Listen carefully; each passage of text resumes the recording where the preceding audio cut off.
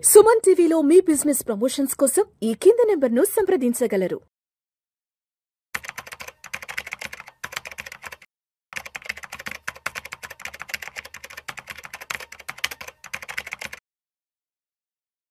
చక్రధర్ గారు నమస్తే సార్. నమస్తే అండి సార్ చక్రధర్ గారు, ఏదైనా ప్యాసివ్ ఇన్కమ్ జనరేట్ చేసుకోవడానికి ఏదైనా మంచి ఉపాయ మార్గాలు చెప్పండి. ఎందుకంటే ఈ రోజుల్లో మనకు వచ్చే మెయిన్ స్ట్రీమ్ ఇన్కమ్ మీద సర్వైవ్ అవ్వాలంటే పెద్ద పెద్ద సిటీస్లో అందరి వల్ల కావట్లేదు. కాబట్టి ఏదైనా ఒకటి రెండు ప్యాసివ్ ఇన్కమ్ జనరేట్ అయ్యే మార్గాలు ఏదైనా ఉంటే చెప్పగలరు?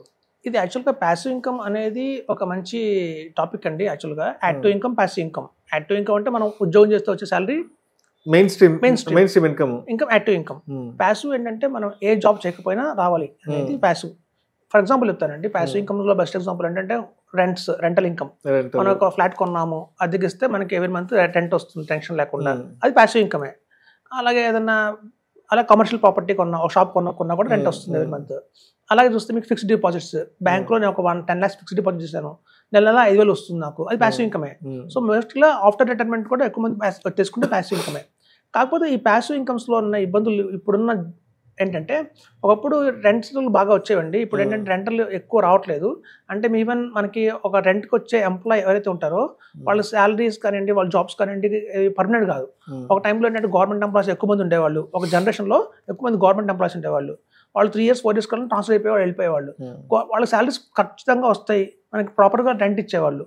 కానీ ఇప్పుడు ఏంటంటే చూస్తుంటే, ఎస్పెషల్లీ హైదరాబాద్లో మేము ఎక్కువ వింటున్నాం, మా దగ్గర వచ్చే కస్టమర్ల దగ్గర నుంచి కూడా, క్లయింట్స్ దగ్గర నుంచి కూడా, సార్ నేను రెంట్కి ఇచ్చాను, 6 months ఇచ్చాడు రెంట్ బాగానే, 7th month నుంచి రెంట్ ఇవ్వట్లేదు, శాలరీ లేదంటున్నాడు, జాబ్ లేదంటున్నాడు, ఖాళీ చేయడు, రెంట్ ఇవ్వడు, ఇబ్బందులు చాలా పడుతున్నాం.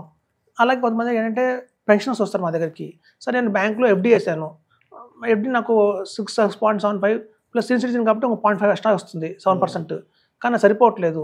ఇవాళ చూస్తే కిలో వంకాయలు కూడా 100 రూపాయలు ఇస్తున్నారు. 100 రూపాయలు ఒక కిలో వంకాయ అంటే, పొద్దున్న మాకు చూడండి కూరగాయలు కూడా ఇరాన్ ఖర్చు పెరుగుతున్నాయి, డాక్టర్ ఫీజు పెరుగుతున్నాయి, అలాగే మెడికల్ ఎక్స్పెన్సెస్, ఎస్పెషల్లీ పెద్ద వాళ్ళకి మెడికల్ ఎక్స్పెన్సెస్ బాగా పెరుగుతున్నాయి.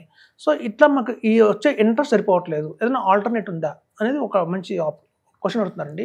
సో ప్యాసివ్ ఇన్కమ్స్లో ఇప్పుడు 10.5% గ్యారంటీ ఇంట్రెస్ట్ తీసుకోవాలి అంటే మాత్రం మనకి కార్పొరేట్ బాండ్స్ వల్ల అయితే వస్తుంది.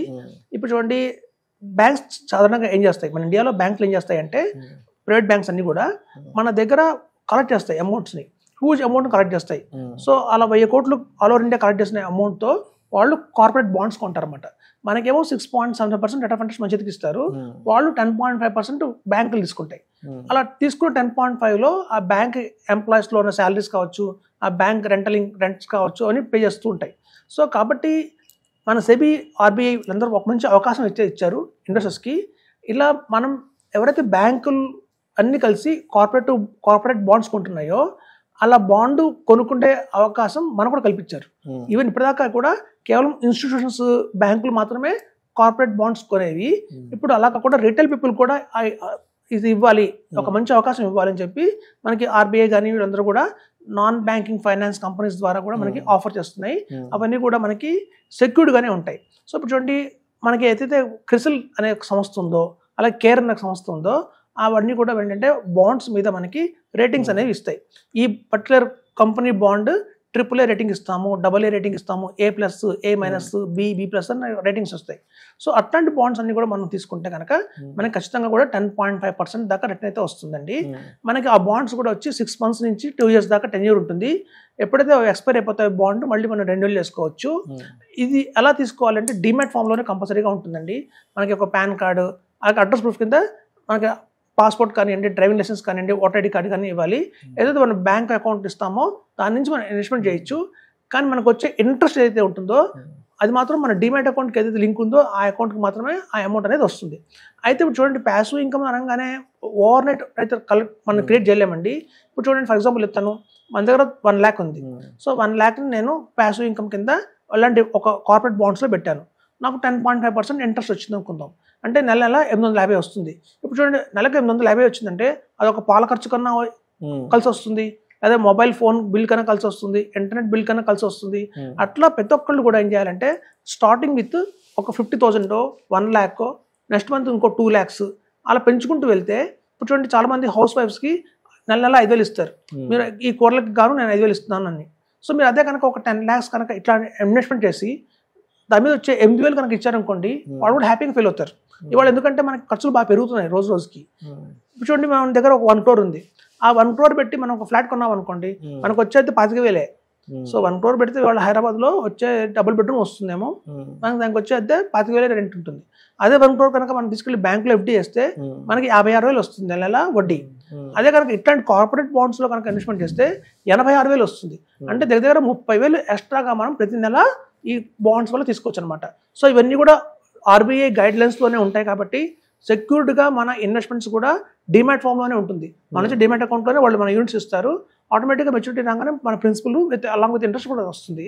ఇదంతా ఒక 100% సెక్యూరిటీ ఫామ్లో జరుగుతుంది కాబట్టి ట్రస్ట్ వర్తీగా కూడా ఉంటుంది.